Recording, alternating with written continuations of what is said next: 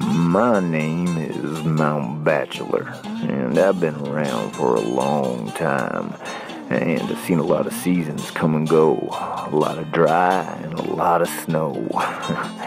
Recently, the mountain bikers decided they wanted to build some trails on me, and at first I was a little bit skeptical. It's kind of dry and rocky up here on my volcanic landscape.